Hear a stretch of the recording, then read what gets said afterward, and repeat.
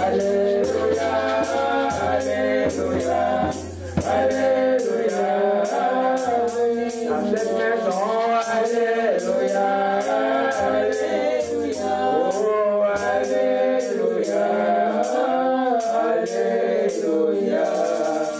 Alléluia, Alléluia, Alléluia. Sois béni, Alléluia, Alléluia. Dieu vivant, Alléluia, Alléluia. Oh, sois exalté, Alléluia, Alléluia. Quitte le roi, Alléluia, Alléluia. Il est glorifié, Alléluia. À la croix de Dieu le Père, Jésus-Christ est glorifié. Et le nom de Jésus est au-dessus de tout nom, dans les cieux, sur la terre, sous la terre, au-dessus du nom, créé en fleuve, au-dessus du nom, au type, au-dessus du nom maladie de toutes sortes. Oui, amateur, oui, de Seigneur, le lépreux est venu, Seigneur, le lépreux a demandé, Seigneur, peux-tu me rendre pur? Dieu a dit, Seigneur, sois pur, et il fut rendu pur. Puis vers le centenier, qui dit, oh Seigneur, mon serviteur souffre atrocement de paralysie. Il a dit, il a dit, j'irai, je le guérirai. Et à lui de répondre, Seigneur, je ne vais dire que tu entres dans ma maison. Dis seulement une parole et je serai guéri. Et ce soir-là, oh Seigneur, le serviteur du centenier fut guéri. Et puis, tu as dans la maison de ton serviteur Pierre, qui pourra la faire mère malade. Et c'est qui a posé les mains. Et la mère, la belle-mère fut guérie à l'Estamel. Et puis on a posé tout le malade ce soir-là. Tu les avais guéris tous. Et on a posé les démoniaques. Tu chassais les démons par ton esprit. C'est pourquoi tu es encore aujourd'hui avec nous. Nous glorifions ton nom. Nous célébrons le nom de Jésus-Christ. Qui est au-dessus de tout nom. La garde vivante de Jésus-Christ est là.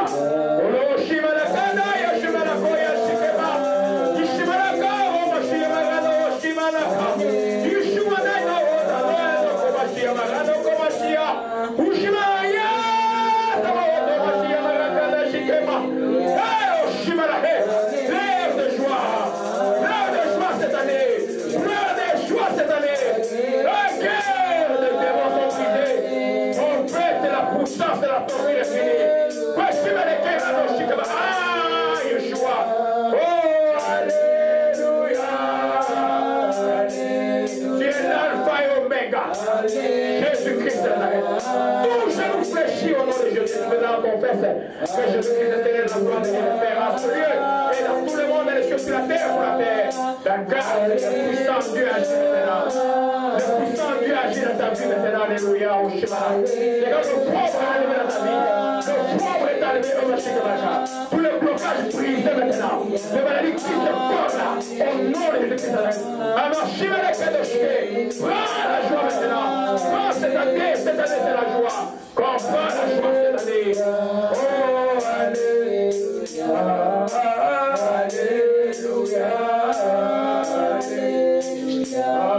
Dieu. Oh, ma chérie. Pour ce qu'il a offert. Oh, ma grâce, tout œuvre de sa souris. Contre la vie de tout que c'est la mienne. Je prie cela. Au nom de la garde. Regarde les barres. La barre de la fortune a brisé beaucoup de joie. Alléluia. Alléluia. Alléluia. Alléluia.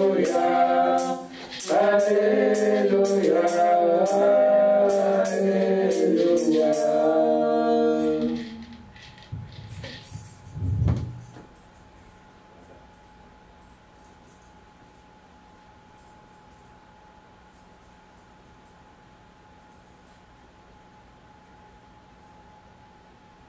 Acclamons le Seigneur, Esprit de Jésus-Christ.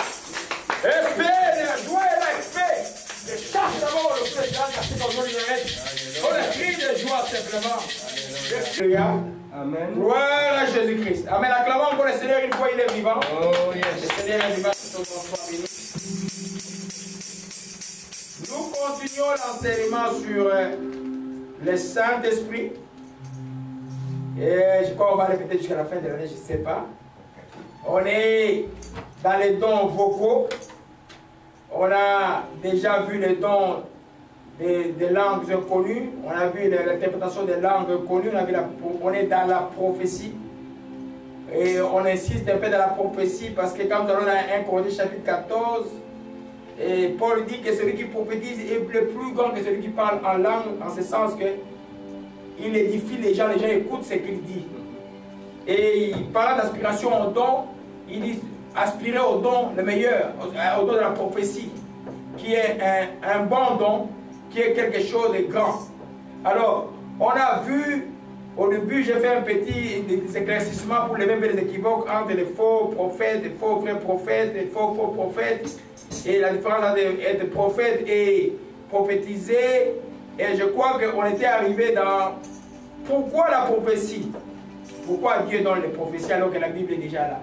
Parce qu'aujourd'hui, il y a des églises qui vont dire non, la prophétie s'est arrêtée depuis les temps des apôtres. Donc on n'est plus, mais nous croyons que nous sommes dans les temps apostoliques jusqu'aujourd'hui, parce que l'acte des apôtres, nous les continuons. Simplement, les gens aujourd'hui sont très distraits. Oui. Quand vous voyez les apôtres, ils ne pensaient pas à autre chose qu'au royaume de Dieu. Amen. Et les résultats du royaume de Dieu s'est manifesté. Aujourd'hui, les gens sont distraits. Il y en a que Dieu bénit, dès qu'ils arrivent et que le don commence à manifester, à un moment donné, ils deviennent distraits. Oui. Les dons deviennent comme l'air de Dieu et ils oublient Dieu. Alléluia. On rappelle toujours que les dons ne vous amènera pas au ciel. C'est juste les fruits des saints d'esprit qui vont manifester dans la vie qui vont vous amener au ciel. Alléluia. Mais c'est important de connaître les dons. C'est pourquoi l'apôtre dit, ne soyez pas ignorants à propos des dons. Alléluia. Amen. Donc c'est, et ne soyez pas, il dit, en ce qui concerne les dons spirituels, je ne veux pas, frère, que vous soyez dans l'ignorance. C'est ça le but de l'étude. Voyez un peu. Amen. Souvent les gens passent dessus. Pourquoi c'est important les dons? L'église ne peut pas fonctionner parce que dans la vie chrétienne, il y a des choses. Il y a la parole et l'expérience. Le Saint-Esprit nous fait vivre l'expérience de Dieu. Il nous explique la parole de Dieu, mais il nous fait vivre l'expérience de Dieu. C'est là l'expérience de Dieu que nous avons, les choses spirituelles, dont les dons spirituels que nous sommes en train de voir maintenant. Alléluia. Amen. Gloire, j'ai pris encore Saint-Esprit de Dieu. Merci encore de restructurer ce que je vais dire, car j'ai beaucoup à dire, mon Dieu. Merci de m'aider. Je te rends grâce. Au nom de Jésus-Christ, je t'ai supplié. Amen. Amen. Alléluia. Amen. Donc, on a vu avant penser que la prophétie était pour convaincre du péché et manifester les secrets du cœur. On a vu que la prophétie était là pour édifier, exhorter, consoler et encourager. Même si elle est réprobative. Et la plupart des temps, les vraies prophéties seront réprobatives. Mais elles seront balancées. C'est-à-dire que Dieu te reproche, il te montre une voie de sortie. Dans la plupart des temps, ça va être comme ça. Et quand vous voyez Dieu de prophétie qui vous font du bien, faites attention. Alléluia. Beaucoup sera réprobatif pour vous recentrer et pour amener les gens vers le salut. Alléluia. Alors on était dans la partie, dans la quatrième raison qui disait la prophétie là pour révéler à son peuple des événements à venir. Tous les livres de l'Apocalypse que nous voyons n'est qu'une longue prophétie. Alléluia. Quand vous avez dans le livre d'Apocalypse, nous voyons Apocalypse chapitre 1. Alléluia. Je vais demander à Sœur Merveille de nous lire cela. Apocalypse chapitre 1, verset 2 à 3. Non, juste du verset 1 à 3. Alléluia. Apocalypse, Apocalypse chapitre 1, verset 1 à 3. J'ai la parole du Seigneur Jésus-Christ. Révélation de Jésus-Christ que Dieu lui a donnée pour montrer à ses serviteurs les choses qui doivent arriver bientôt et qu'il a fait connaître par l'envoi de son ange à son serviteur Jean, lequel a attesté la parole de Dieu et le témoignage de Jésus-Christ, tous ceux qu'il a vus. Heureux celui qui lit et ceux qui entendent les paroles de la prophétie et qui gardent les choses qui y sont écrites, car le temps est proche. Alléluia. Nous voyons là que des choses qui doivent arriver bientôt. Donc, la prophétie annonce les choses qui doivent arriver bientôt. Alléluia. Dieu, c'est un grand prédicteur. Dieu aime prédire les choses. Et Dieu dit, une parole de la Bible dit, il ne fait rien sans avoir révélé ses secrets aux prophètes. C'est pourquoi? Parce que Dieu aime annoncer ce qu'il va faire. C'est une manière pour lui d'authentifier à l'homme qu'il est Dieu. À un moment, chez le prophète Jaïe, il dit, en s'adressant au faux Dieu, il dit simplement, si vous êtes des vrais dieux, annoncez les choses et voyez ces choses arriver comme moi je les fais. Moi je l'annonce et cela arrive. Alléluia. C'est pourquoi nous avons vu à l'introduction, c'est un signe pour les croyants.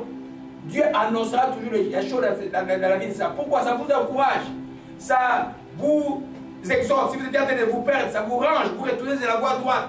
Et Dieu annonce toujours ce qu'il va faire avant. Alléluia. Sur le plan individuel ou sur le plan collectif. Alléluia. Alors, je vais juste... c'est aussi pour ça que vous voyez que l'ennemi, chaque fois que Dieu veut faire quelque chose de bon, lui aussi, il y a des gens qui vont aller un peu, vous allez voir aujourd'hui les astrologies et tout ça. Ils essayent d'annoncer les choses. Mais combien on fait des échecs avec cela? On a vu déjà annoncer la fin du monde. C'était il y a 2 ans, 3 ans. C'est pas arrivé. On a vu déjà, c'est pas arrivé. Mais les prophéties de Dieu, tous se sont accomplis. C'est ce qui sont accomplis nous encourage à croire que ce qui n'est pas accompli encore va s'accomplir. Prenons par exemple la naissance de notre Seigneur Jésus-Christ. Quand nous allons dans verset 5, Isaïe 9, verset 5, un enfant nous est né, un fils nous est donné, la domination reposera sur son épaule. Ça, je vais parler de ça à la fin, le langage prophétique. Imaginez-vous que je suis en train de dire ça maintenant, mais c'est des choses qui vont se passer dans 700 ans. C'est pourquoi des fois, j'ai développé une autre partie d'enseignement hier, les langages prophétiques, pour que les gens comprennent. Un prophète, vous le trouvez toujours drôle. Vous direz toujours, mais qu'est-ce qu'il dit? Il y a certaines choses qui diront que et lui et vous ne vont pas comprendre. Amen. Et regarde, quand il dit là, un enfant nous est, c'est 700 années avant. Et les gens, après étudiant les prophéties, ont vu que cet enfant qui nous est né, c'est Jésus-Christ qui est né les années après. Vous voyez un peu? Donc, Dieu, il annonce toujours, toute la naissance de Jésus a été faite par l'accomplissement des prophètes. Même l'œuvre, j'ai prié pour tout à l'heure, Matthieu chapitre 8. Et le Matthieu chapitre 8, vers la fin, il dit, enfin s'accomplit ce que le prophète Ésaïe avait annoncé, parce qu'il a pris nos souffrances, il s'est chargé de nos douleurs. Alléluia. Amen. Quand Ésaïe prononce cela dans Ésaïe 53, rapidement, Alléluia. Gloire à Jésus-Christ. Alléluia. Voyons Ésaïe 53. Qui a cru ce qui nous a été annoncé? Qui a reconnu les bras de l'Éternel? Il était élevé devant lui comme une faible plante, comme un rejeton qui sort d'une terre déchissée. Il n'avait ni beauté ni éclat pour attirer nos regards. Son aspect n'avait rien pour nous plaire. Méprisé et abandonné les hommes, homme de douleur habitué à la souffrance. Saveur à celui dont on retrouve le bien. Nous l'avons dénié, nous l'avons fait de lui aucun cas. Ce sont nos souffrances qu'il a portées. C'est nos douleurs qui s'est chargé. Nous l'avons considéré comme puni, mais frappé de Dieu et humilié. Mais il était blessé pour nos péchés, brisé pour nos iniquités. Les châtiments qui nous donnent la paix tombés sur lui. C'est par ces maîtres sûrs que nous sommes guéris. En ce temps-là, il ne peut pas dire juste sur la terre. Mais regarde les langages, les prophètes parlent au passé. Ça, je vais vous enseigner ce dimanche, les langages prophétiques. C'est pourquoi il a fait attention. Voyez un peu, les prophètes parlent, il dit, qui a cru à ce qui nous avait été annoncé? Nous là, il ne parle pas de lui de son temps, il parle de nous aujourd'hui, mais lui là, quand il parle, c'est comme si c'était quelque chose qui s'était déjà passé. Mais c'est quelque chose qui n'est pas encore passé. Alléluia. C'est pourquoi, vous voyez que quand Dieu parle à Moïse, et quand Marie et Aaron contestent Moïse devant Dieu, Dieu punit Marie de la lèpre, et puis il dit, quand il y aura un prophète parmi vous, c'est par énigme que je lui parlerai. C'est une énigme. Quand quelqu'un parle comme ça, est-ce que vous comprenez quelque chose? Non. Mais dans la suite des temps, la chose s'est accomplie. Alléluia. Quand on est dans Matthieu chapitre 8, c'est un chapitre que j'aime beaucoup, j'ai beaucoup médité ce jour ici. Matthieu chapitre 8, au verset 17, ou même au verset 16, mais tu peux lire 16 à 17. Alléluia.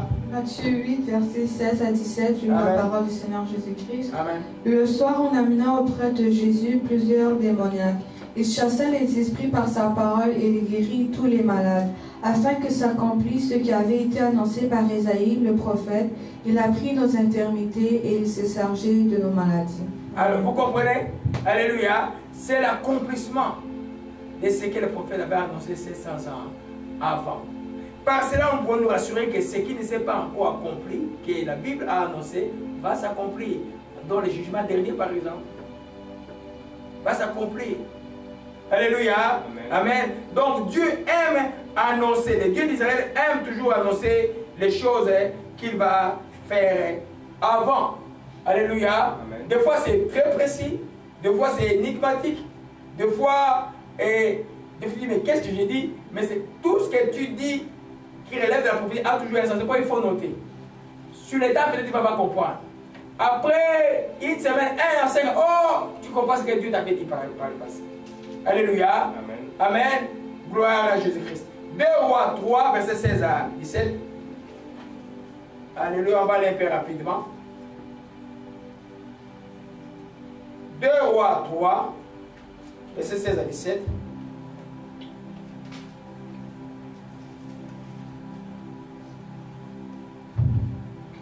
Deux Rois 3, versets 16 à 17, je lis la parole du Seigneur Jésus-Christ. Et il dit ainsi par l'Éternel, faites dans cette vallée des fosses, car ainsi par l'Éternel, vous n'apercevrez point de vent, vous ne verrez point de pluie, et cette vallée se remplira d'eau, et vous boirez, vous, vos troupeaux et votre bétail. Continuez jusqu'au verset 21. Mais cela est peu de choses aux yeux de l'Éternel. Il livrera Moab entre vos mains. Vous frapperez toutes les villes fortes et toutes les villes d'élite. Vous abattrez tous les bons arbres. Vous boucherez toutes les sources d'eau et vous ruinerez avec des pierres tous les meilleurs champs. Or, le matin, au moment de la présentation de l'offrande, voici, l'eau arrivera du chemin de l'Édom et le pays fut rempli d'eau. Amen, amen. Là, c'est les rois qui sont pris dans le désert. Les rois, Jonathan a commis l'erreur de suivre le conseil des rois d'Israël. Sur le combat, les Moabites, ils arrivent, ils prennent un chemin par le désert, il n'y avait plus rien à boire pour tout le monde. Ils demandaient s'il y avait un prophète quelque part. Ils arrivent et le prophète a annoncé que demain il n'y aura ni vent ni pluie, mais la vallée sera remplie d'eau. Et c'est ça qui fait la grandeur de Dieu. Et c'est ça qui fait la différence du Dieu que nous prions. Alors ceux qui disent que les prophéties sont finies, c'est quoi ils ont comme élément qui confirme ce qu'ils disent de la parole? Si l'expérience prophétique n'est pas là. C'est vrai qu'il y a beaucoup de faux prophètes aujourd'hui. C'est vrai qu'il y a beaucoup de divers et sorciers qui sont devenus des prophètes. Et on va voir comment discerner une vraie prophétie dans 2 semaines. Amen. Mais il n'en reste pas moins que les dons prophétiques purs est encore utile aujourd'hui. Pour ceux qui craignent Dieu, ça doit se manifester, ça se manifeste. Alléluia. Amen. Ça se manifeste. Dieu annonce la chose et Israël, le matin, au moment où il présentait l'offrande, l'eau est venue de nulle part, avait rempli la vallée. C'est pour nous dire simplement que notre Dieu, c'est un Dieu qui annonce. C'est pourquoi Apocalypse 19, verset 10, ça merveille, tu peux nous lire cela? Alléluia. Un instant, je vais. Apocalypse 19, verset 10. Alléluia. Je lis la parole du Seigneur Jésus-Christ. Et je tombais à ses pieds pour l'adorer. Mais il me dit, garde-toi de le faire. Je suis ton compagnon de service et celui de tes frères qui ont le témoignage de Jésus. Adore Dieu, car le témoignage de Jésus est l'esprit de la prophétie. Alléluia. Le témoignage de Jésus est l'esprit de la prophétie. Partout où il y a l'esprit de Jésus-Christ, si vous voulez le Saint-Esprit, il y aura toujours la prophétie. Il y aura un nom, peut-être, chez nous on n'a jamais entendu des prophéties. Peut-être qu'il y a un arrêt prophétique qui va donner par travers des songes que vous n'avez pas encore. On va voir la prophétie en général, ça veut dire quoi? Ce n'est pas seulement les verbales.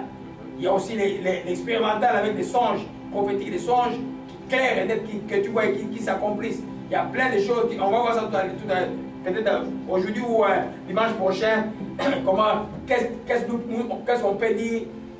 Je prophétise, ça veut dire quand on parle de la prophétie, quels sont les éléments qui composent une prophétie? Ce n'est pas seulement les verbales.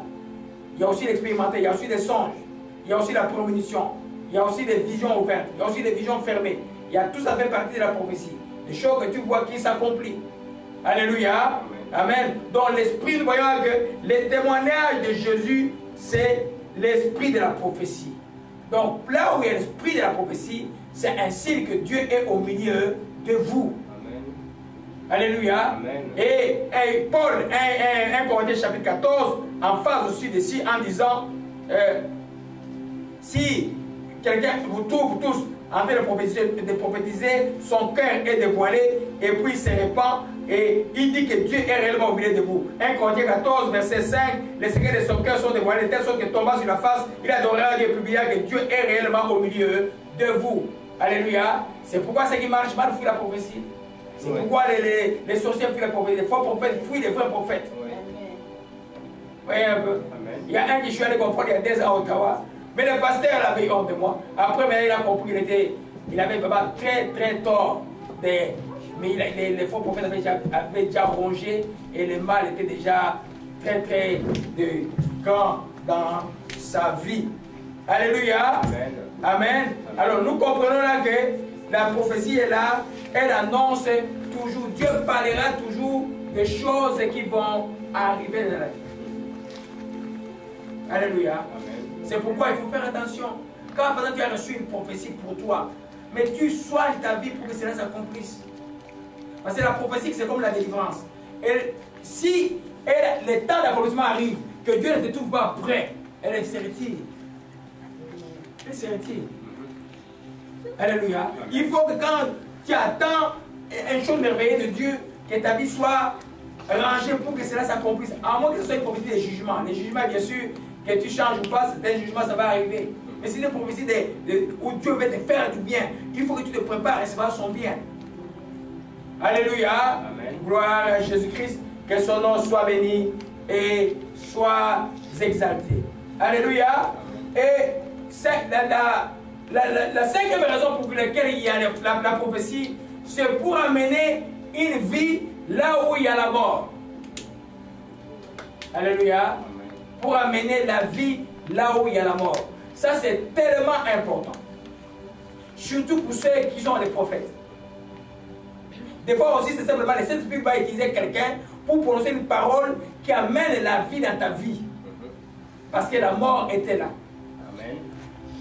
Il y en a qui vont dire, ah non, Dieu lui-même, non. Dieu est justement pour confondre les gens, parce que les hommes sont orgueilleux. Il va utiliser les autres hommes toujours. C'est pourquoi les prophètes existent. Amen. Dieu lui-même peut faire, mais Dieu il va utiliser les gens pour la plupart des temps. Alléluia. Amen. Pour confondre et pour amener la vie là où il y a la mort. Je vais parler de la sécheresse. Je vais parler de toute carence dans ta vie, où ta vie ne marche pas bien, ou que ce soit socialement, psychiquement, spirituellement, conjugalement, dans n'importe quel domaine. Un vrai prophète, c'est une vraie bénédiction. Amen.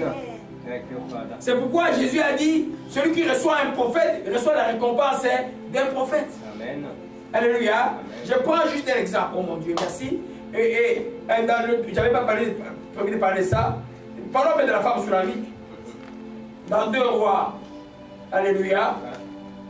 Gloire à Jésus-Christ. Alléluia. Gloire à Jésus-Christ, que son nom soit béni et soit exalté. 2 Rois 4, je crois. Alléluia. Amen. Amen. Et Amen. Rappelez-vous la parole de Jésus, celui qui reçoit un prophète reçoit la récompense d'un prophète. C'est quoi la récompense d'un prophète? Ou celui qui a l'option prophétique arrive chez toi, il y a toujours une raison pour laquelle il arrive chez toi. Il y a une vie qu'il amène par sa bouche. Amen. Regardons cette femme ici. Elle a vu les prophètes dans la ville. Elle a dit à son mari, ah, ça c'était un homme de Dieu. Je vais nous faire un endroit où, quand il viendra dans la ville, qu'il vienne se reposer parce qu'elle avait les moyens pour le faire. C'est une famille riche. Alors, au verset 12, je vais le lire, il dit à Géasi, son serviteur, appelle ces Soudanites. Géasi l'appela, elle se présenta devant lui. Et Élisée lui dit, Élisée dit à Géasi, dis-lui, voici ce que tu nous as montré. Voici que tu nous as montré tout cet empressement. Que peut-on faire pour toi? Faut-il parler pour toi au roi ou au chef? Elle répondit, j'habite au milieu de mon peuple. C'est comme si elle n'avait pas demandé quelque chose au roi ou au chef. Ouais. Maintenant, il dit, que faire pour elle? Alléluia. Géasi répondit, elle n'a point de fils et son mari est vieux. Elle n'a point de fils et son mari est vieux. C'est une forme d'impossibilité. C'est-à-dire qu'elle ne peut plus avoir des enfants. Alors, et il dit, appelle-la. Géasi l'appela, il s'est présenté à la porte. Élisée lui dit, à cette même époque, l'année prochaine, tu embrassera un fils. Il dit, non, mon Seigneur, ne trompe pas ta servante. Une manière de parler de l'époque, vous dit, hey, cela est très grave, je ne crois pas que cela va arriver. Sarah avait dit la même chose à l'époque où les gens réagissaient de cette manière-là. Alléluia, ça veut dire quoi? Et après, vous allez voir qu'à cette même époque, elle a eu un enfant. Elle a eu la récompense d'un prophète. Un prophète amène la vie là où il y a la mort. Amen. Il ne va pas vous dire simplement, oh, tu étais né le 27 décembre. Mais tu connais des gens qui étaient nés le 27 décembre. Pourquoi il va te dire? Amen. Oh, tu étudies à telle école. Non, mais tu dis ces gens qui étudient à telle école. Ça, ce n'est pas de Dieu, des histoires comme ça. Dieu ne gaspille pas sa parole. Pour ce que tu sais, Dieu va te parler. Non, Dieu va te parler des choses que tu ne connais pas. Amen. Des choses que tu n'as jamais vues. Amen. Qui vont s'accomplir de ta vie. Amen. Alléluia. Amen. C'est pourquoi vous voyez que l'ennemi, je reviens à ce que je disais, les lectures des mains, les horoscopes, vous ne les lisez pas, c'est pour le démon. C'est pourquoi la Bible défend ces choses-là. Vous regardez pas les horoscopes, vous ne lisez pas les mains, vous ne regardez pas ces choses-là. Parce que Dieu défend ça, parce que lui, Dieu, il peut te parler mieux. Amen. Et très bien. Alléluia. Amen. Alors, donc, là où il y a la mort, la prophétie va amener la vie. Peut-être que vous êtes en groupe, même il n'y a pas un prophète au milieu de vous. Vous rassemblez. Au lieu de parler des histoires du monde, louons Dieu un peu. Louons Dieu pendant 30 minutes. Priez un peu. Une prophétie sort. Cette prophétie sort là, rend la vie là-bas. Amen. Alléluia. Amen. Gloire à Jésus-Christ. Alors dans Ézéchiel 37. Alléluia. Ézéchiel 37. Je vais demander un peu de l'aide de lecture là-bas, merveille. Gloire à Jésus-Christ. Que son nom soit béni. Alléluia. Amen. Je suis donc très heureux aujourd'hui. Alléluia. Amen. Je vois ma fille venir aujourd'hui à l'église. Je suis très heureux. Amen. Amen. Amen. On va t'accueillir à la fin de l'église. Alléluia. C'est bon. Ézéchiel 37. Nous lisons, merveille, tu nous lis. On va y aller tranquillement. Lui, les versets 1 à 7, et puis je vais parler de ça plus profondément. Nous le suivons nous tous, s'il vous plaît. Ézéchiel, chapitre 37. Ézéchiel, c'est l'Ancien Testament. Ok. Ézéchiel 37, versets 1 à 7. Amen. La main de l'Éternel fut sur moi, et l'Éternel me transporta en esprit et me déposa dans le milieu d'une vallée remplie d'ossements.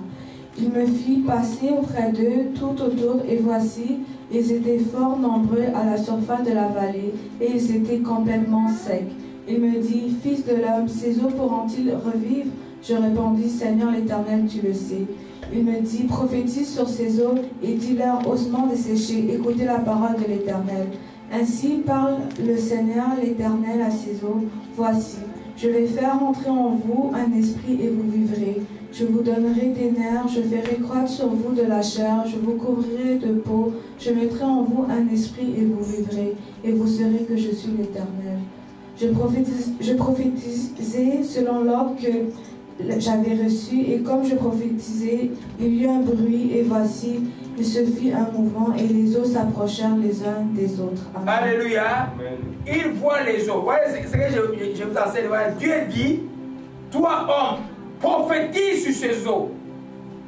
Parle de la vie à ces eaux. Alléluia. Et puis, il dit, ossements desséchés, écoutez la parole de l'Éternel. Ainsi par l'Éternel des nations. Voici, je vais faire entrer en vous un esprit et vous vivrez. Et cela a commencé à se passer. Il y a une chose qui m'a frappé, qui m'a beaucoup réconforté comme scientifique. Vous savez qu'à l'époque, la dissection n'était pas connue. À l'époque, là, les gens ne pouvaient pas faire la différence entre nerf et vaisseau. Non, mais dans la Bible, là, le mot nerf est là. Il dit, je donnerai les nerfs, je ferai quoi de la chair, et je vous couvrirai la peau, je mettrai un esprit en vous et vous vivrez, vous saurez que je suis l'Éternel. Alléluia. Bon, oubliez un peu l'anatomique, revenons spirituel, ça veut simplement dire, ce que tu vas dire sous l'ordre de Dieu va apporter la vie là où il y a la mort. Amen. Et ça concernait Israël qui était une nation déjà morte par son péché, mais Dieu maintenant devait parler par un prophète. Et quand il a parlé, c'est pourquoi le prophète, quand il dit ça, la prophétie, tu dois parler. Tu ne vas pas garder une prophétie dans le cœur. Oh non, non, qu'est-ce que les gens vont penser? Non. Tu lui dis, tu fais ça, Dieu va te faire trembler. Alléluia. C'est vrai qu'on va voir comment on prophétise. On ne prophétise pas n'importe quand. Mais quand il y a une prophétie, il faut la sortir. Nous, notre devoir, c'est d'examiner. Si ce n'est pas de Dieu, on va les rejeter. Si c'est de Dieu, on va l'accepter. Alléluia. Des fois même, on va rejeter. Peut-être même c'est de Dieu, on ne sait pas. Amen. Mais Dieu va confirmer toujours ce qui est de lui. Alléluia. Amen. Nous comprenons cela que quand un prophète arrive, et c'est là où les faux prophètes profitent souvent. Ah non, il commence à dire des choses aux gens, vous allez avoir ça, vous allez voir ceci. Je te vois, tu vas voyager en Europe. Des histoires, tu n'as pas besoin de prophétie pour voyager en Europe. Amen. Amen. Hein? Ah, je te vois, ton ministère va être dans un pays lointain. Toujours. Le pays lointain, ce n'est jamais les villages où les gens sont, il y a plein de sorciers, c'est toujours l'Europe. Mais les gens ont plus besoin d'évangile en Afrique, dans les villages, qu'ici. Amen. Alors, nous devons faire attention, nous revenons sur le sujet de c'est-à-dire que là où il y a la mort, hein, la prophétie va rendre la vie. Et tu vas voir que la mort t'entourer à un moment, les choses commencent à marcher tranquillement, ça commence à marcher tranquillement, et puis tu reprends vie tout complètement. Amen. Parce qu'une parole prophétique est sortie quelque part. Amen. Alléluia. Amen. C'est pourquoi la Bible dit, ne méprisez pas les prophéties, examinez-le. Amen. Examinez-le. Amen. Des fois, on va proposer quelque chose de ce que tu vas être demain. Là, si c'est de Dieu, quand elle est tarde, la Bible dit que attends-la, elle va s'accomplir. Quand Dieu dit la chose, elle s'accomplira. Alléluia. Amen. Ça, c'est la cinquième raison. On va y revenir encore les semaines prochaines sur notre forme. Juste, je dois d'énumérer pour dire simplement que l'Esprit de Dieu amène la vie là où il y a la mort. Amen. Dieu nous aime tellement qu'il y a plusieurs manières de nous libérer. Plusieurs manières. Quelqu'un va dire, ah non, moi c'est la foi. Oui, des fois, tu pries, tu as foi, mais les choses ne marchent pas. Dieu veut simplement qu'une onction prophétique arrive en celui-là pour débloquer les situations.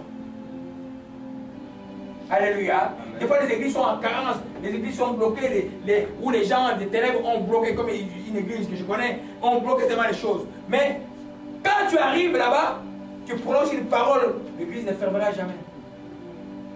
Alléluia. L'onction prophétique est tellement puissante, à ce sens qu'elle peut se réaliser sur place, elle peut se réaliser dans 50 ans, même dans 60 ans. Mais si cela est de Dieu, cela va s'accomplir. Alléluia. Amen. Amen. Sixième raison, c'est là où un peu il y a beaucoup de désordre aujourd'hui. Pour donner les conseils prophétiques à un individu à l'église. Ça existe encore. Que tu viens demander un conseil et puis il prophétie sort. Alléluia. Je prendrai l'exemple du témoignage qu'on avait du frère Abdel. Frère Abdel, c'est un médecin musulman qui était à l'université de Montréal quand moi j'ai terminé 2 ans après, vers les années 2000. Et puis il arrive à l'église, et il arrive à l'université, et un ami ivoirien est venu me voir pour lui dire qu'il avait un problème. Un ami ivoirien lui dit, va voir cet homme-là, il va t'aider. Il est venu me voir comment on va avoir un sorcier, un féticheur en Afrique. J'ai dit, mais moi je ne suis pas un féticheur, je suis un simple serviteur de Dieu. Mais c'est quoi ton problème? On est à la cafétéria à Marguerite-Douville, et il me dit, non, j'ai des femmes, je ne sais pas lesquelles, j'ai des fiancés, je ne sais pas lesquelles choisir. Il dit, ah, est-ce que ça va Dieu va te répondre? Mais il était sincère. Il avait des fiancés. Des fiancés, c'était un homme à l'âge de 35 ans, il n'avait pas connu de femmes, ni des hommes, ni des femmes. C'était un homme pur. Il était musulman, un vrai musulman pur. Il était médecin et il venait de finir son doctorat. Quand j'ai commencé à prier en langue, puis le nom sortait Maria. J'ai vu une vision directement, comme une femme reçue assise comme ça du côté des eaux, et puis les bébés sortaient, il y a des bébés qui sortaient.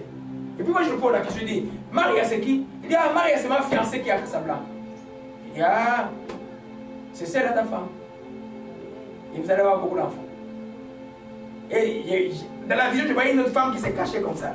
Je ne l'ai pas dit le premier jour pour ne pas les décourager. Il dit, mais après le deuxième jour, encore, je dis, mais la deuxième fois, je voyais qu'il s'est cachée. Oh non, c'était une femme, une médecin marocaine qui venait ici, les cours d'été. Je dis, elle va dormir, où elle va dormir chez moi? Je dis, qu'elle n'arrive pas ici. Nous, on va prier, elle ne va pas arriver. On a prié et l'inscription a été annulée.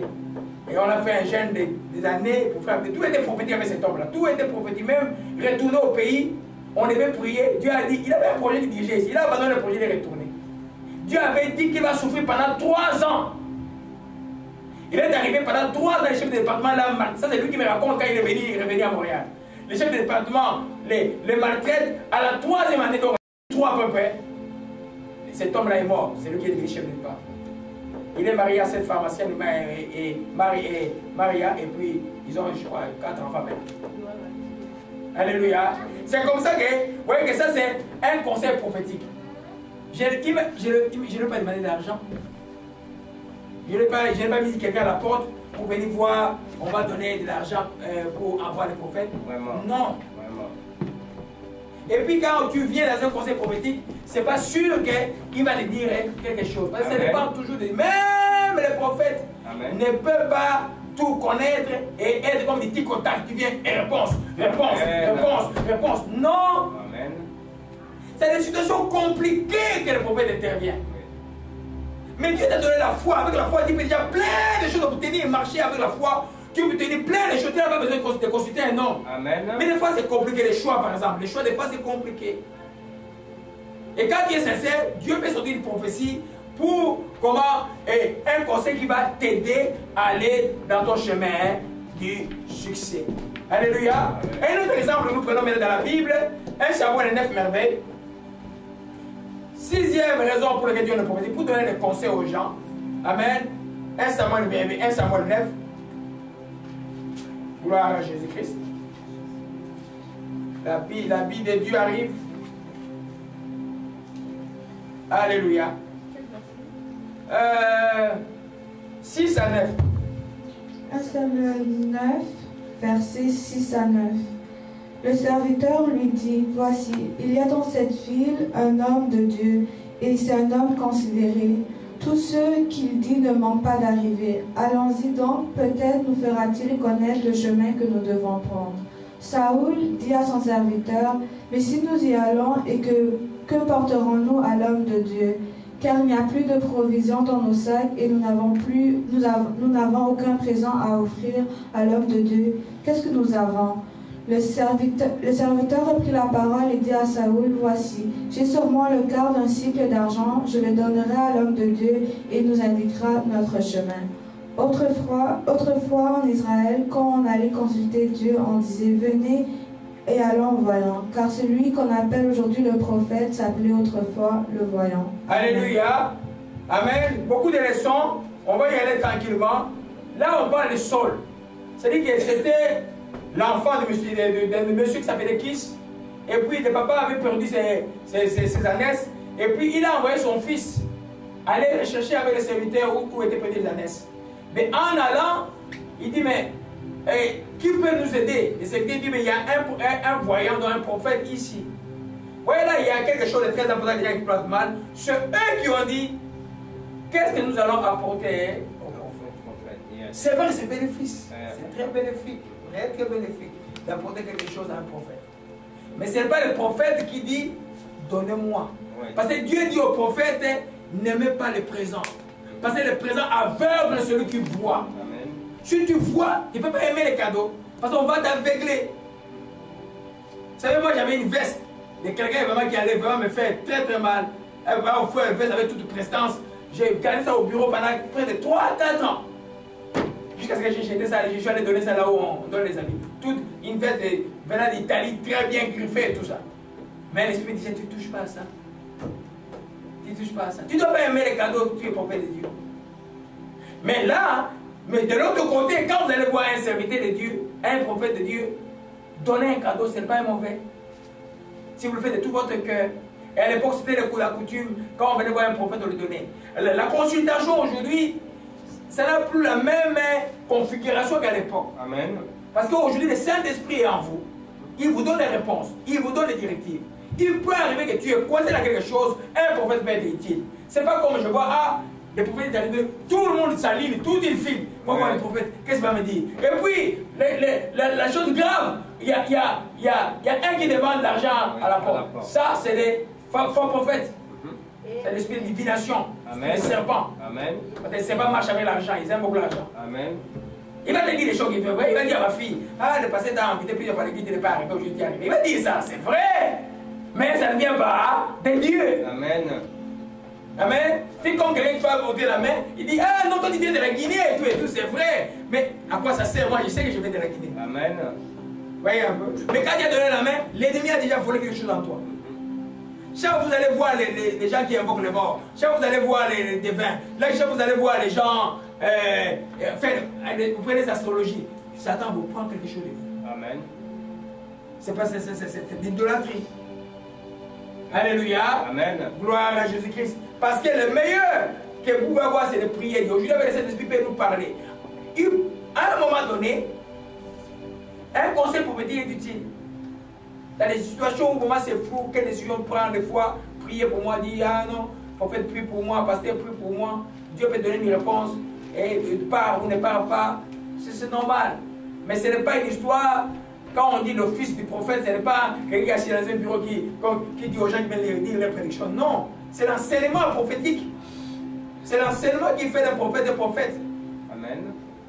Alléluia. Amen. Gloire à Jésus-Christ. Amen.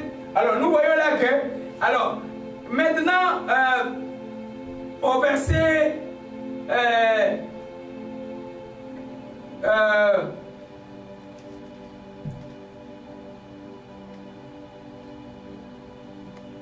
au verset 15, mais tu peux lire au verset 15. Or, un jour avant l'arrivée de Saül, l'Éternel avait averti Samuel en disant, « Demain, à cette heure, je t'enverrai un homme du pays de Benjamin, et tu l'oindras pour chef de mon peuple d'Israël. Il sauvera mon peuple de la main des Philistins, car j'ai regardé mon peuple, parce que son cri est venu jusqu'à moi. » Alléluia. Amen. Lui, il allait pour chercher des ânesses. Les voies de Dieu sont insondables. J'ai obligé de dire que c'est dans l'obéissance que fait la bénédiction. C'était le plus beau d'Israël, le plus grand d'Israël, Saul. Et son père l'a envoyé aller chercher des ânesses. Il a obéi. Et en obéissant, il ne savait pas que Dieu avait déjà parlé au prophète que lui va devenir le roi d'Israël. Alléluia. Alors ce que nous voyons là, dans les principes que nous voyons, qu'ils sont allés, il dit mais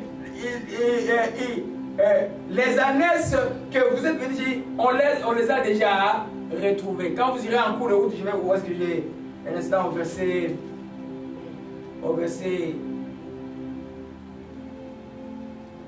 au chapitre 1 Samuel 10, verset 2. Aujourd'hui, après m'avoir quitté, tu trouveras des hommes près de ce prix de Rachel sur la frontière de Benjamin à Tseltak. Ils te diront, les ânesses que tu allais chercher sont retrouvées. Et ça s'est passé exactement comme ça. Alléluia. Nous voyons là que les conseils prophétiques, c'est bon. Je suis dans les choix comme, ça peut être choix de mariage, choix du travail. Il y a beaucoup de, Dieu peut donner une direction claire. Dieu a dit que tu es béni, mais il ne t'a pas dit que tu vas être béni où, à Montréal ou ailleurs. Et une prophétie peut venir rendre des choses plus claires dans ta vie. Amen. Où tu vas avoir l'assurance que ce jeune homme qui court derrière moi, il est vraiment de Dieu. Dieu peut venir confirmer par une prophétie qu'il est vraiment de Dieu. Voyez un peu? Et c'est dans ces cadres-là. Mais ça ne peut pas être tout le temps que toi tu recours toujours à un prophète. Ta foi n'existe plus. Non! Toi, chrétien, tu dois d'abord grandir dans la foi. Tu vas vivre une vie de foi. Alors, maintenant qu'il y a des choses très très compliquées, Dieu va donner des directions par rapport à la prophétie. Amen. Mais là, ça demande aussi que tu obéisses à ce que Dieu dit. Oui. Des fois, Dieu va te dire tu n'obéis pas, mais tu n'auras jamais la bénédiction. Amen. Alléluia. Amen. Gloire à Jésus-Christ.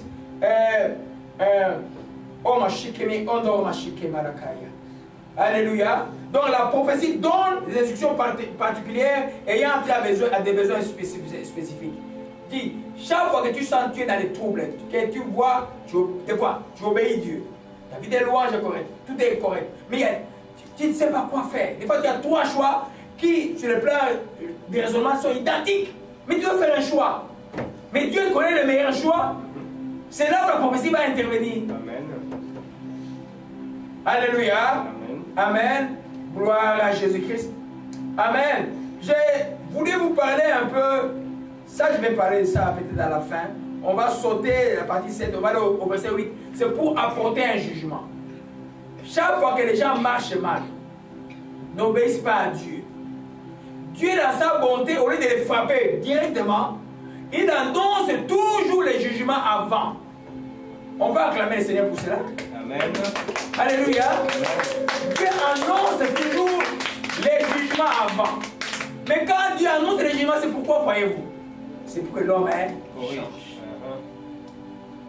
Dieu est bon. Alléluia. Et la prophétie est importante pour juste quand que tu as que Dieu va frapper et que toi maintenant tu te répands. Si tu te répands, tu changes de comportement, Dieu arrête les jugements. Parce que Dieu ne veut pas que les gens se perdent. Dieu veut bénir les gens. Dieu veut de bien pour les gens. Amen. Alléluia. Amen. On prendrait l'exemple de Jonas. Gloire à Jésus-Christ. Célébrer seulement dans la joie maintenant. Jonas. Amen, amen. Gloire à Jésus-Christ. Alléluia. Je crois au chapitre 3, je vais mettre 4. Non, prenons 3. Mais on va être le livre du verset 1 au verset 5. Et puis, oui, d'abord ça, verset 1 à 5. La prophétie est là pour apporter un jugement. Mais quand je prends un exemple avant de lire. On vient prier chez toi, on dit, ah! Et Dieu dit que tu vas mourir. Ou une maladie va te frapper parce que tu n'obéis pas. On lui dit, ah! Non, ne ça pas arriver. Non. J'ai écouté, Seigneur. Pardonne-moi, mon Dieu. En ta repentance, j'aime. Dieu va arrêter les jugements. Ou tes portes ne sont pas ouvertes parce que tu n'obéis pas à quelque chose. Répands-toi. Confesse ton péché. Répands-toi. Les portes seront ouvertes. Chaque fois la prophétie viendra, ce n'est pas pour te faire trembler pour rien, c'est pour que tu te répandes. Et quand tu vois quelqu'un venir avec des prophéties, il y a des faux prophètes qui viennent des prophéties pour faire peur. Ça, ne s'occupe pas de ces gens-là. Je parle d'une prophétie qui vient de Dieu. Tu sais effectivement ce que la personne dit vient de Dieu et que je suis dans ça là. Si les chemins, quand tu confesses, tu abandonnes le mal, Dieu arrête sa colère. Amen. N'importe quel mal. C'est pourquoi Jésus est mort. C'est pourquoi le sang de Jésus lave nos péchés. Amen. Alléluia. Amen. Amen. Nous comprenons, mes bien-aimés. Alors, merveille. Jonas 3, verset 1 à 5. J'ai la parole du Seigneur. Oh, mon chic, Merakaya. Oui, tu peux lire. La parole de l'Éternel fut adressée à Jonas une seconde fois en ces mots. Lève-toi, va à Ninive, la grande ville, proclame-y la publication que je t'ordonne. Et Jonas se leva, alla à Ninive selon la parole de l'Éternel.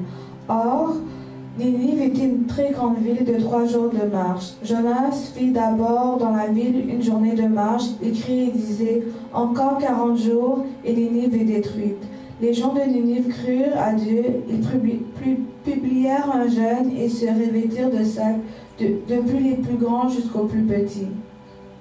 Amen. Amen. Amen. Et au verset 9, oui. Non, au verset 8. Que les hommes et les bêtes soient couverts de sacs, qu'ils crient à Dieu avec force, qu'ils reviennent tous de leur mauvaise voie et des actes de violence dont leurs mains sont coupables. Qui sait si Dieu ne reviendra pas et ne se repentira pas, s'il ne renoncera pas à son ardente colère, en sorte que nous ne périssons point. Dieu vit qu'ils agissaient ainsi et qu'ils revenaient de leur mauvaise voie. Alors Dieu se repentit du mal qu'il avait résolu de leur faire et il ne le fit pas. Voilà, Amen. ça c'est des gens méchants, une ville pervers, méchante, comme certaines villes de l'Amérique ici là, et où la perversion, la méchanceté est très forte. Mais les rois et tout le monde s'est humilié. Le roi s'est humilié. C'est comme ce gouverneur de Floride qui a demandé à tous les chrétiens d'aller au bord de la mer, de supplier Dieu pour que la tempête ne frappe pas. Il y en a des bases qui se moquent des républicains parce qu'ils prient. Ils sont peut-être beaucoup ne sont pas chrétiens, mais ceux qui reconnaissent Dieu, Dieu reconnaît toujours ceux qui les reconnaissent. Amen. Alléluia. Amen. Nous voyons là qu'il y avait un jugement, on devait détruire la ville, mais les rois et tout le monde s'est humilié, ils ont changé de comportement et Dieu a arrêté. Mais bien sûr, le prophète était en colère. Hein? Parce que c'est ce que Dieu veut. Dieu ne veut pas que quelqu'un se perde. Dieu veut que l'homme change. Amen. Dieu ne veut pas que les gens se retrouvent dans des problèmes dans leur vie. Dieu veut que vous soyez bénis grandement dans toutes les dimensions de votre vie. C'est pourquoi quand le mal vient vous occulter ou vous tromper, Dieu envoie un messager, une prophétie pour bénir. Et ça peut être un songe prophétique, ça peut être une vision prophétique, mais de vous-même, Dieu vous montre que vous marchez mal. On va parler de ça tout à l'heure à la fin là. Quand on parle de prophétie, ce n'est pas seulement la prophétie verbale, c'est aussi des rêves, c'est aussi des visions. Quand tu te vois toujours à un endroit où tu étais tout petit, c'est l'esprit de régression. Quand tu vois, par exemple, un songe, ta toilette de la maison est très très sale, c'est ton cœur qui est sale, tu dois pouvoir te repentir. Je vais vous parler des songes et des rêves plus profondément après cet enseignement. Alléluia. Quand tu vois quelqu'un, un chien en train de te poursuivre, c'est la mort qui te poursuit. Voyez un peu, Dieu t'avise pour que tu pries. Alléluia. Nous comprenons cela, mes bien-aimés. Amen. Donc, et quand il y a un jugement qui arrive, toi, répands. Quand il annonce une calamité contre toi ou contre ta famille, et à genoux vous priez. Ne commettez pas l'erreur de discuter les prophéties tout le temps. Ah, mais c'est pas de Dieu. Il y en a qui sont morts comme ça. Moi, je préfère prier. Même si ce n'est pas de Dieu, je préfère prier. Si ce n'est pas de Dieu, tant mieux. Celui qui va venir me mentir aura son problème avec Dieu. Mais moi, j'aurais déjà prié. Alléluia. Parce que Dieu ne dédaigne pas celui qui s'humilie devant lui. Alléluia. Gloire à Jésus-Christ. 2 Samuel 12, merveille. Oh, gloire à Jésus-Christ. Alléluia. 2 Samuel 12, verset 10 à 11. Mais même juste, allez jusqu'au verset 13, je vais vous expliquer. 2 Samuel 12, verset 10 à 13. Amen. Maintenant... Là, Jésus, attends, mais Dieu parle maintenant à David. David a commis un péché grave. David a pris la femme de tout. Et puis, il a tué les tiens par la main des ennemis d'Israël. Et puis maintenant, le prophète, son ami, son vrai ami, qu'il aimait beaucoup, Dieu lui a montré que ton ami marche mal. Et il vient, il lui annonce, il dit, il commence d'abord par parler à un langage. Ça, on va voir ça, comment le langage est un langage toujours imagé des fois. C'est comme, comme on peut dire ça comme une parole de sagesse. Parce que quand tu vas voir les rois d'Israël qui ne viennent pas comme ça, là, ils ont tué les prophètes aussi. Il vient mais reprends un peu le verset 4. Non, verset 1 à 5. Alléluia. L'Éternel envoya Nathan vers David. Et Nathan vint à lui et lui dit, il y avait dans une ville 2 hommes, l'un riche et l'autre pauvre. Le riche avait des brebis, des bœufs en très grand nombre. Le pauvre n'avait rien du tout qu'une petite brebis qu'il avait achetée. Il la nourrissait et elle grandissait chez lui avec ses enfants. Elle mangeait de son pain, buvait dans sa coupe, dormait sur son sein et il la gardait comme sa fille. Un voyageur arriva chez l'homme riche et le riche n'a pas voulu toucher à ses brebis ou à ses bœufs pour préparer un repas au voyageur qui était venu chez lui. Il prit la brebis du pauvre et l'a apprêtée pour l'homme qui était venu chez lui. La colère de David s'enflamma violemment contre cet homme et il dit à Nathan, l'Éternel est vivant, l'homme qui a fait cela mérite la mort. Amen. Oui. Je continue. Oui. Et il rendra 4 brebis pour avoir commis cette action et pour avoir été sans pitié. Je peux lire le verset 16. Et Nathan dit à David, cet homme-là, tu es cet homme-là, ainsi par l'Éternel Dieu d'Israël. Je te veux pouvoir d'Israël, je t'ai délivré de la main de Saul. Et puis, verset 9, pourquoi as-tu méprisé la parole de Dieu en faisant ce qui est mal à ses yeux?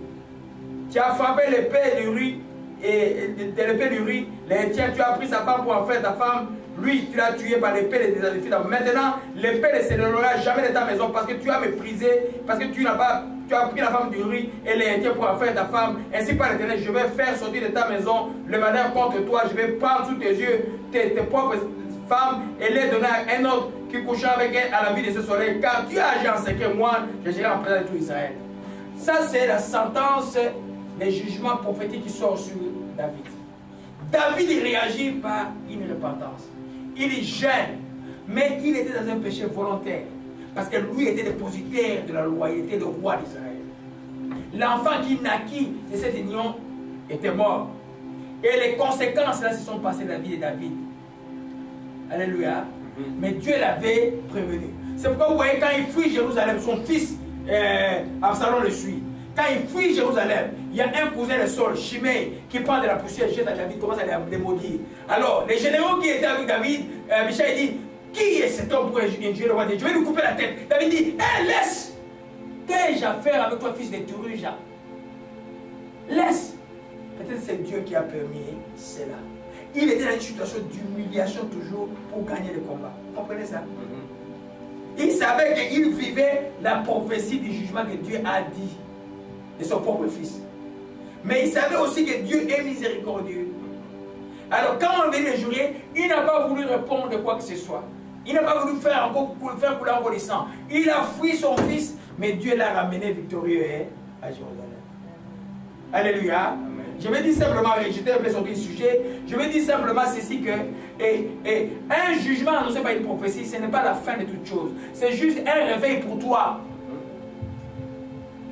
Un réveil pour toi. Range-toi. Si c'est pour une nation, un réveil pour les nations. Range-toi. Si c'est pour une famille, un réveil pour la famille. Réveillez-vous. Confessez les péchés. Abandonnez le mal. Vous avez souvent les gens en chaise. Dieu n'aime pas ceux qui font le mal. Amen. Ne faites pas le mal. Amen. Il y en a qui croient dans la chrétienté que non, c'est comme le mal est mis de côté. C'est juste, on chante, lourd, on prie. Mais non, la chrétienté est fondamentale d'abord faire du bien. Aimer les prochains, c'est ça faire du bien. Alléluia. Amen. Amen. Gloire à Jésus-Christ. Amen. Je crois que c'est... on va revenir sur ce que je voulais vous enseigner tout à l'heure. Juste retenir quelques principes. La prophétie n'est pas le seul don de l'esprit. Amen. Vous allez voir, on voit 9. Tous les 9 sont complémentaires, sont utiles. Alléluia. Amen. Amen. Sont utiles. Voyez là par exemple, Nathan vient avec une parole de sagesse. Nathan qui est d'abord David, son ami, ne sait pas comment il va lui dire. Certainement c'est tourment. Tu vois des fois, Dieu me montre des choses, par exemple sur mon meilleur ami, des choses qu'il fait. Des fois ça m'attriste. Mais je ne vais pas le confronter comme ça là. Je vais chercher une manière de parler. Nathan vient avec une parabole d'un pauvre à qui on est venu ravir, mais c'est une manière de s'introduire. Les prophètes ont cette habitude, on va voir le langage prophétique la semaine prochaine. C'est cette manière de parler un peu en parabole ou en geste. Alléluia. Amen. Amen. Donc ce n'est pas le seul don. Amen. Mais c'est forcément le plus important. Le plus important parce qu'il amène la vie. Le plus important parce qu'il exhorte, il édifie. Le plus important parce qu'il il est en complément avec la parole de Dieu. Amen. Et nous avons vu que l'esprit de la prophétie, c'est l'esprit de Jésus-Christ. Dieu annoncera toujours ce qu'il va faire dans ta vie. Souvent même dans une vision ou dans un son, il a déjà annoncé, mais toi tu ne fais pas cas de ça. Ah, j'avais rêvé. Oh, ça qui m'est arrivé, j'avais rêvé il y a quelques années. Mais qu'est-ce que tu avais écrit ça? Il faut écrire et prendre le secret, ce que Dieu te dit. Amen. Tout rêve doit être écrit. Ce soir, quand vous rentrez à la maison, achetez-vous des cahiers, écrivez vos rêves. Alléluia. Je vais parler des songes. Alléluia. Parce que Dieu parle à travers les songes aussi. Amen. Donc, ce n'est pas aussi un substitut à l'étude consciencieuse de la parole de Dieu. Tu ne peux pas dire, ah non, on va venir à l'église, et parce qu'on va profiter sur nous, c'est ok. Non. Lisez la parole de Dieu. La parole que tu dis à la maison, que Dieu te parle à travers. Un jour, j'allais prier pour ma fille ici. La veille, quand je suis allé, je lui ai conseillé après de prier pour le psaume 32, je crois 35 ou 32. Mais la veille, c'est le psaume qu'elle avait eu pour prier. C'est des fois où vous ignorez un peu. Amen. La veille, elle a reçu ça. Mais c'est le psaume que je lui ai conseillé pour son combat spirituel qu'elle mène à ces jours-là. Alléluia. Donc ça ne remplace pas la parole de Dieu. La lecture de la parole de Dieu est l'élément central de la chrétienté. Les enseignements sont centraux. La prophétie est complémentaire par rapport à l'enseignement. Alléluia. Amen. Juste des choses pour mettre tout le monde dans le bain. Parce que tout le monde a déjà eu un songe ici. Hein? Tout le monde a déjà eu un songe. Hein? Alors, la prophétie englobe sur le plan expérimental. Parce que la prophétie, elle est verbale. Mais aussi dans les langages spirituels, il y a aussi des langages prophétiques. Vous avez des visions prophétiques. Moi, quand je vois quelque chose, quand je prie, je sais que la chose arrive. J'ai un signe, quand je vois ça, n'importe quelle prière, je sais que Dieu m'a exaucé. Ça n'arrive pas tout le temps, mais si je vois ces signes-là, c'est-à-dire que je n'ai pas besoin de foi, je sais que Dieu m'a exaucé. Alléluia. Donc, vous avez, la prophétie englobe les visions. La vision, c'est ce qu'on appelle une vision. Tu me regardes là comme tu me vois, et puis tu vois les lumières autour de moi ici. C'est une vision que tu vois. Si tu as des yeux ouverts, c'est une vision ouverte. Amen. Amen. Ou maintenant, où nous sommes en train de prier, nous tous, nous avons les yeux fermés. Et toi, tu vois la gloire de Dieu. Tu vois les ciels. Ou tu vois un homme de feu. Ou tu vois une épée. Ou tu vois la Bible. Mais tu as les yeux fermés. Cela s'appelle, c'est un langage prophétique. Donc Dieu révèle quelque chose. Souvent, ce que tu vois a une signification. C'est pourquoi quand tu as fini ta prière, tu notes tous les symboles. Des fois, il y a l'époque où j'étais baptisé, je voyais beaucoup de symboles hébreux que je ne comprenais pas. Mais j'ai noté ça. Quand j'allais vérifier, ça signifiait quelque chose. Soit Yahvé, soit Jésus. C'était en hébreu.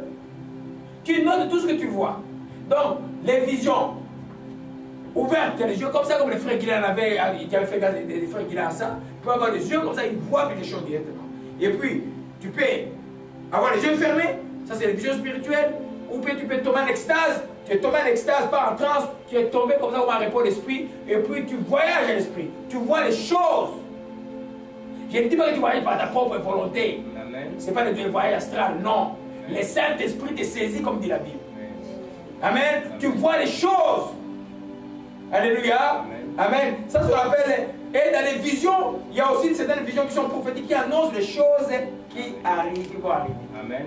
Et souvent, quand c'est des visions, c'est des choses qui vont vraiment arriver. Alléluia. Parce que c'est très difficile pour l'esprit de l'homme de manufacturer une vision. Mais l'esprit de l'homme, par les précautions, peut manifester un songe. Pas des visions. Alors, la deuxième chose que nous avons, c'est des songes. Les songes qui tu étais là et puis tu t'assoupis et puis tu vois les choses. Alléluia. Souvent Dieu va parler comme ça. Dieu va parler à Salomon à travers un songe. Dieu va parler à Jacob, on a vu le mercredi pendant l'étude biblique à travers un songe. Venez les mercredis à l'étude biblique, venez les jeudis. Sinon vous ne grandirez pas. Comment je peux vous confier les responsabilités si je ne vois pas mercredi et jeudi? La doctrine que vous allez enseigner, vous allez apprendre dans les vidéos. Si vous avez des questions à me poser, c'est le mercredi que vous me posez des questions. En ligne, si vous êtes à la maison, entrez en ligne. Il y a les gens de Sylvain Galberta qui entrent en ligne. Entrez en ligne. Et oui, il plaît, comme je voulais dire. Alléluia. Amen. Donc, il y a des songes. Tu vois un songe, on t'annonce que tu te vois par exemple dans un cercueil. C'est un songe qui te montre qu'il y a la mort, tu n'es pas encore mort, mais dans les ténèbres, on voit qu'on va te mettre dans un cercueil. La réaction, c'est toujours la prière. Amen. Amen. La prière. Quand vous voyez un songe, quand vous voyez une vision, il faut toujours l'accompagner de la prière. Alléluia. De la prophétie va englober aussi des fois les messages des anges. Un ange de Dieu peut apparaître et donner un message. Amen. Mais ce message ne sera pas contredisant par rapport à la Bible. Ça doit toujours fitter avec la Bible. Alléluia. Parce que quand vous voyez les livres d'Apocalypse, c'est un ange, c'est des anges qui donnaient des messages à Jean. Alléluia. Et un conseil, ne cherchez pas ces expériences-là. Vous simplement lisez la Bible, priez, louez Dieu. Laissez le Saint-Esprit vous faire des expériences humaines. Si quelqu'un dit non, oh non, toi-même tu peux aller, tu peux sortir de ton corps. Ça c'est la sorcellerie. Tu ne sors pas de ton corps comme ça. C'est seulement le Saint-Esprit lui-même qui vient dans ton esprit. Il peut te montrer les choses comme il a montré à Ézéchiel. Il a essayé l'esprit d'Ézéchiel. Ézéchiel était dans les temples, voyait ce que les anciens d'Israël faisaient en secret. Ce n'était pas la volonté d'Ézéchiel d'aller, c'était la volonté de Dieu d'aller. Alléluia. Amen. Amen. Prenons. Amen. Donc, dans la prophétie, la vision est importante. Un prophète aussi, c'est doit être quelqu'un qui voit. Amen. Alléluia. Commençons par Nombre 12, verset 6. Alléluia. Gloire à Jésus-Christ. Nombre 12, verset 6. Je la parole du Seigneur Jésus-Christ. Et il dit, écoutez bien mes paroles, Lorsqu'il y aura parmi vous un prophète, c'est dans une vision que moi, l'Éternel, je me révélerai à lui, et c'est dans un songe que je lui parlerai. Amen. Relisons encore. Écoutez bien mes paroles. Lorsqu'il y aura parmi vous un prophète, c'est dans une vision que moi, l'Éternel, je me révélerai à lui. C'est dans un songe que je lui parlerai. Alléluia. Sortez au verset 8. Je lui parle bouche à bouche. Ça, c'est concerne Moïse. Oui, allez, on continue. Je lui parle bouche à bouche. Je me révèle à lui sans énigme, et il voit une représentation de l'Éternel. Pourquoi donc n'avez-vous pas craint de parler contre mon serviteur, contre Moïse? C'est le mot énigme. C'est-à-dire que chez Moïse, c'est ça l'énigme. Mais pour les autres prophètes, ce sera avec énigme. C'est quoi le langage prophétique est imagé. Tu peux révéler un arbre sec ou une racine, sa chaise, ça peut être juste ta vie spirituelle qui a été étouffée. Alléluia. Le langage des songes, c'est un langage très imagé. Tu peux rêver et avoir un songe d'une auto dont il n'y a plus d'huile, c'est-à-dire que toi qui es en sécheresse spirituelle. Alléluia. Une auto, on a enlevé le punais, c'est peut-être le ministère qui est bloqué ou la famille qui est bloquée. Alléluia. Tu peux rêver de toilettes bouchées, c'est-à-dire que ta vie spirituelle, ton cœur est bouché, ton lien secret est bouché. Alléluia. Il y a beaucoup de symboles spirituels qui viennent avec les songes. C'est pourquoi il y en a qui ont le don d'interpréter les songes. Ne vous attendez pas à... Moi-même, je vais interpréter. Non. Priez le Saint-Esprit. Si vous n'arrivez pas, il y a des gens à qui Dieu a donné ces dons. Alléluia. Amen. Nous voyons là que Dieu dit que parmi vous, il y a un prophète. C'est dans une vision que moi, le Seigneur, je me révèle. Donc, les visions révèlent Dieu. La grandeur de Dieu. Tu vas voir les visions de la gloire de Dieu. Amen. Mais c'est dans un songe que Dieu va te parler. Alléluia. Va te parler. Quand il va te parler, ça sera toujours comme mon futur. Ça sera comme quelque chose de prophétique. Tu vas faire ça, ceci va arriver ou cela va arriver. Ne négligez pas les songes. Mettez-le tout par écrit. Et puis vous allez tamiser après. Pour qui connaît un tamis? Et à la fin, on fait le milieu ou oui, on va tamiser après. Parce que des fois, tu rêves, c'est juste un rêve anodin, mais c'est un grand rêve pour toi. Tu dis, c'est juste un rêve anodin, mais non, c'est un grand message que Dieu te donne. Toi, tu ne te rends pas compte, c'est un message de Dieu. Alléluia. Amen.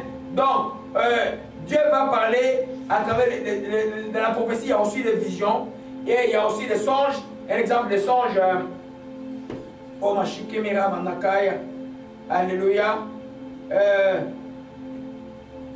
Prenons Genèse 41 ou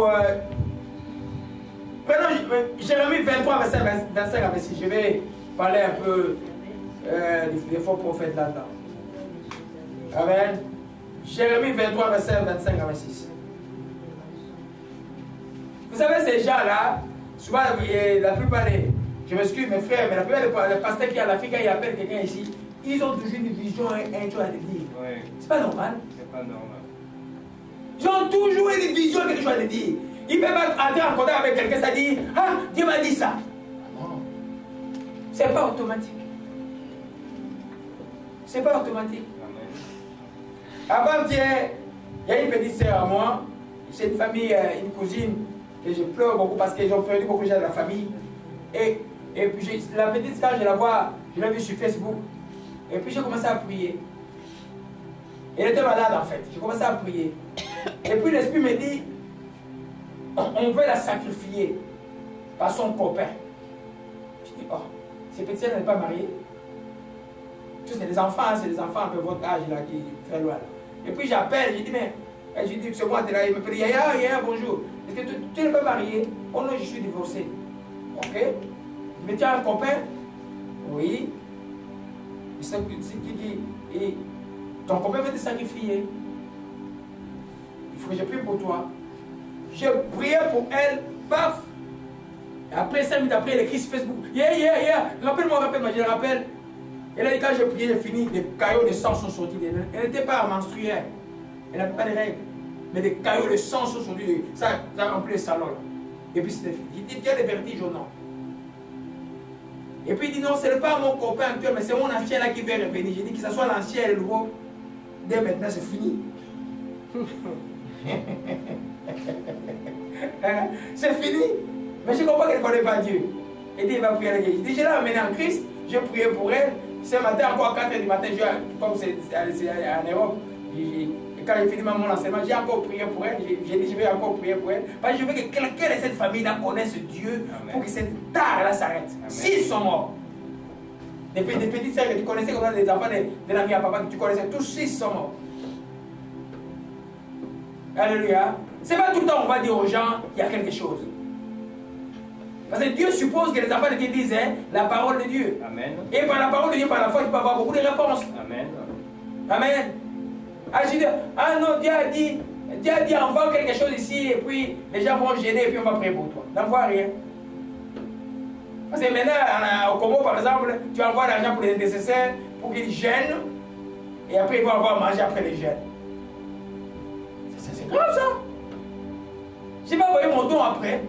Quand vous m'avez prié pour moi, dans mon cœur, je vais envoyer les dons. Ou avant. Mais je ne peux pas envoyer les dons pour que les nécessaires mangent après.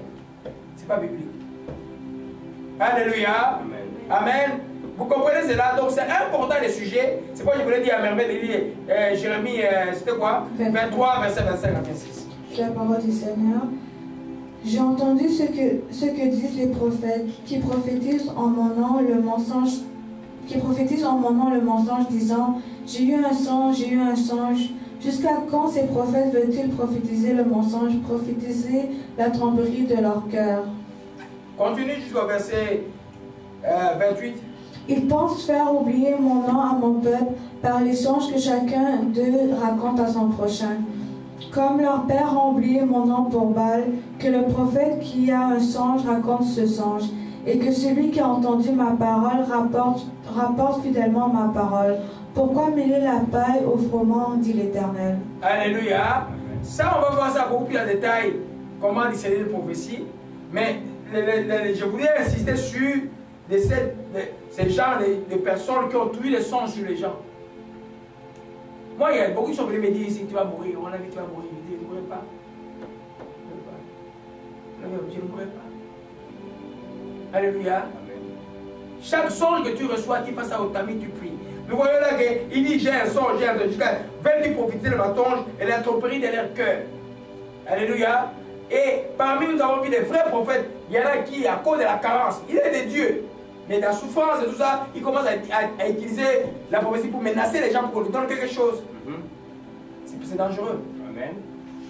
Et sinon, ils finissent très mal.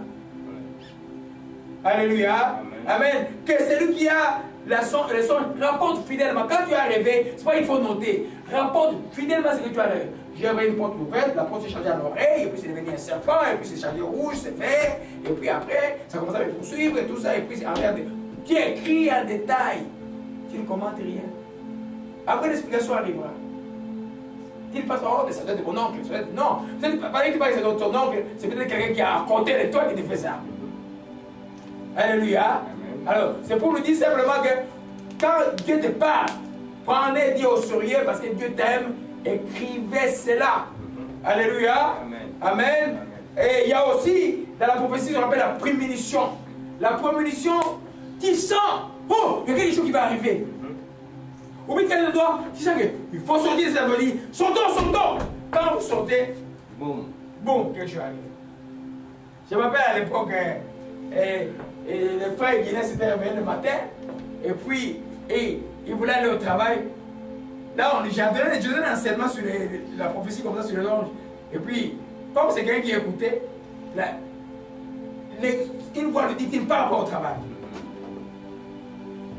Quelqu'un qui n'avait pas de papier à l'époque, les travails c'était comme ça, sans ressources, mais l'esprit dit ne part pas au travail. Il veut sauter, il dit bon, je vais rester. Il se met sur la couverture, il dort. Et puis vers midi, quelqu'un l'appelle. Ah, mais pourquoi il n'est pas venu au travail? Il dit qu'est-ce qui s'est passé? Ah non, l'entreprise a brûlé. Ouais.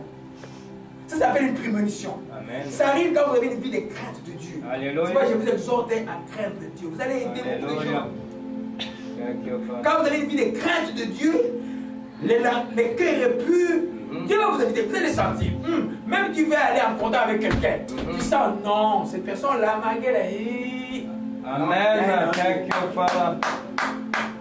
Il y a un danger. Et puis tu arrêtes.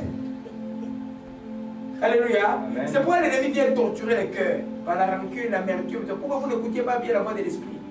Quand tu pardonnes les gens, tu bénis les gens, tu n'as pas de problème avec les gens, ton cœur est pur, tu crains Dieu.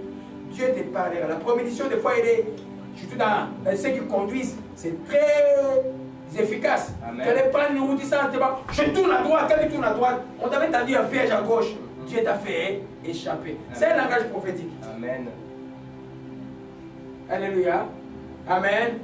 Ah non, je me réveille ce matin, je me sens pas bien. Aujourd'hui, je n'ai pas envie de sortir. Je n'ai pas envie de sortir. Ne force pas.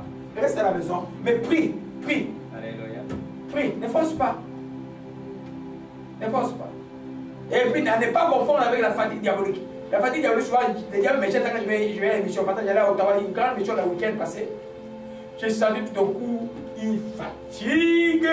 Et puis, les embrouillements à gauche, à droite. Je dis non, quand je sens les diables qui vont avoir ma voix, je vais aller au nom de Jésus-Christ. Amen. Alléluia. Amen. Gloire à Jésus-Christ. Je crois que c'est par là que nous allons terminer. Et pour aujourd'hui, juste une chose, je ne dirais pas une raison, mais je dirais comment, un conseil. Il faut toujours un équilibre entre l'enseignement et la prophétie. Amen. Amen. Entre l'enseignement et la prophétie, il faut toujours quoi? Un équilibre. Si l'enseignement nous permet d'acquérir des connaissances approfondies de message divin, quand dans la prophétie, elle nous révèle les desseins du cœur de Dieu. Tu vois, Dieu nous montre son cœur. S'il est fâché, il te parlera par un songe. S'il n'est pas content, il ne va pas utiliser même la parole, la révélation par rapport à la Bible aussi. Mais il va te montrer quelque chose. Que quand on te donne, tu vas aller sur un chemin qui n'est pas dans bon, il va te montrer par un songe. Ah, attention, voilà le chemin que tu vas t'entraîner en arrière, va faire ceci. Alléluia.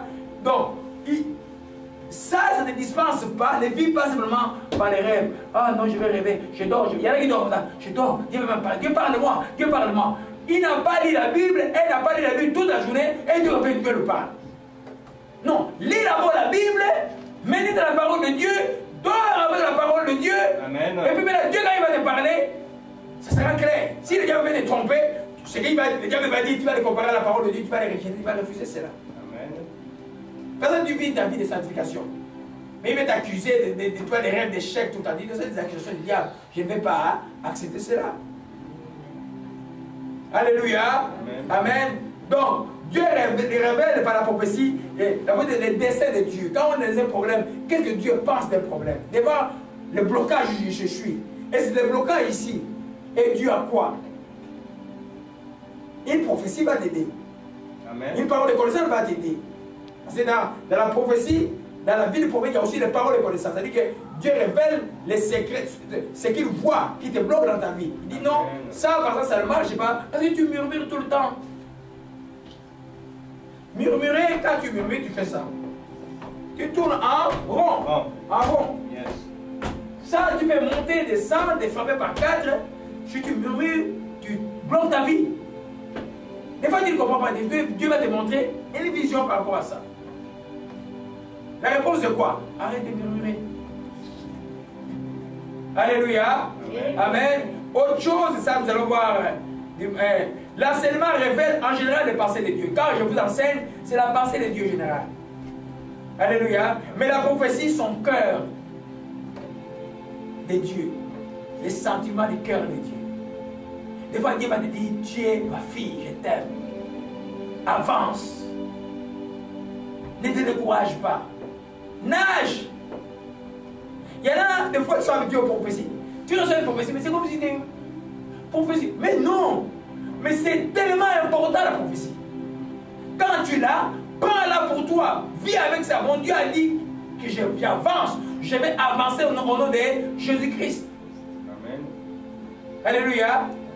Alors que la parole dit que tu es béni, dans un contexte particulier, la Bible dit, Dieu va dire, arrête un temps et recommence dans quelques temps.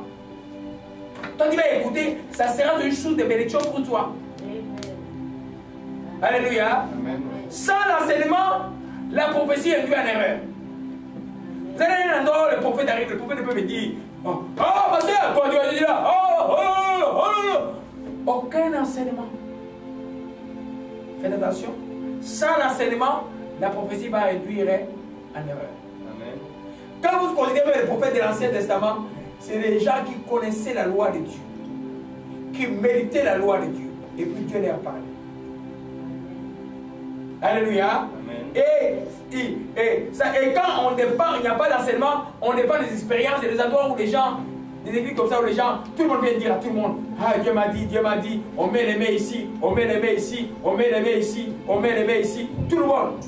Ça ne marche pas ici. Alléluia. Le plus important pour les enfants de Dieu ne dépendait pas des expériences. D'abord, l'enseignement. Quand il y a de l'enseignement, l'expérience va être complémentaire. C'est vrai que quand il y a sans révélation, l'enseignement devient comme du formalisme. Mais il faut qu'il y ait la révélation et l'enseignement. Amen. Alléluia. C'est pourquoi le but de l'enseignement, c'est quoi? Parce qu'aujourd'hui, les gens tombent, quand il y a eu des expériences, les gens tombent facilement. Ah, il m'a dit ça, tout ce qu'il m'a dit est vrai dans ma vie. C'est bon? Est-ce que c'est de Dieu? Amen. C'est ça la question. C'est la femme de Actes chapitre 16 qui disait à Paul, suivez ces gens, c'est les serviteurs de Dieu, ils vous annoncent la voie du salut. Elle disait ce qui est vrai, mais c'était le serpent qui parlait. Alléluia. C'est pourquoi nous devons être conscients comme peuple de Dieu, aussi vrai que la prophétie est quelque chose de bon, on doit toujours avoir le discernement. C'est pourquoi la Bible dit, examinez les prophéties. Mettez sur le tamis. On va voir la semaine prochaine quels sont les conseils pour évaluer une prophétie. Quand quelqu'un te dit comment tu évalues cela, il y en a au moins, je crois, 10. Alléluia. Amen. Comme ça, quand quelqu'un va te dire, ah ouais, le pasteur tel va appeler l'Afrique, il a dit ça. Vous suivez ça comme rien. Des fois, c'est des choses rébarbatives. Alléluia. Amen. Je crois que nous allons terminer par là. Retenez juste à la fin de cet enseignement. Sans l'enseignement, la prophétie peut induire en erreur et nous conduire à dépendre des expériences. Et ce n'est pas bon. J'ai juste un témoignage. Il y a une dame qui priait chez Marie-Claire. Elle est venue pour elle, pas la Bible. Juste, Dieu a dit. Elle avait de tonnes. Elle ne lisait jamais la Bible. Alors, votre soeur m'en a parlé. Je dis, mais aide-toi à lire la Bible. Si elle ne dit pas la Bible, je t'annonce quelque chose. Elle va arrêter, elle va tomber en dépression et puis elle va arrêter. Les esprits là, ils font ça. Il va être déçu. Et puis à un moment, je crois, sa mère était malade, et puis il a reçu des prophéties, et puis les prophéties ne sont pas accomplies, et puis il a pris tout le cahier, il a déchiré, et puis il a abandonné la chrétienté. Dans cette famille-là, tout le monde faisait la divination. Sauf elle. Mais elle ne savait pas que l'esprit de divination était dessus en elle. Elle avait le nom de Jésus, mais elle avait la divination. Amen. Elle ne lisait jamais la Bible. Quand vous voyez une force vous empêcher de lire la Bible, qu'il y ait des expériences, gênez et priez. Alléluia. Parce que l'expérience, c'est bon, mais vous devez aimer lire la Bible qui est la vérité. C'est la Bible qui vient éprouver. Alléluia. La prophétie. Alléluia. Pourquoi? Parce que le Saint-Esprit qui vous donne l'expérience est la parole de Dieu. La parole de Dieu est quoi? Et esprit. Ils sont un. Yes. Sauf que là, c'est écrit pour nous, mais c'est nous qui nous fait vivre aussi des expériences. Donc il ne peut pas donner des expériences qui vont aller à l'encontre de ce qui est écrit. Amen. Voyez un peu. Amen. Alléluia. Amen. C'est par là que nous allons terminer. Alléluia. Gloire à Dieu.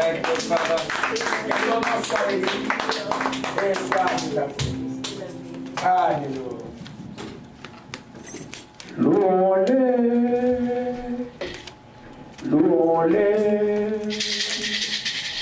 Louez les rois des rois, c'est tout puissant. Les rois des rois.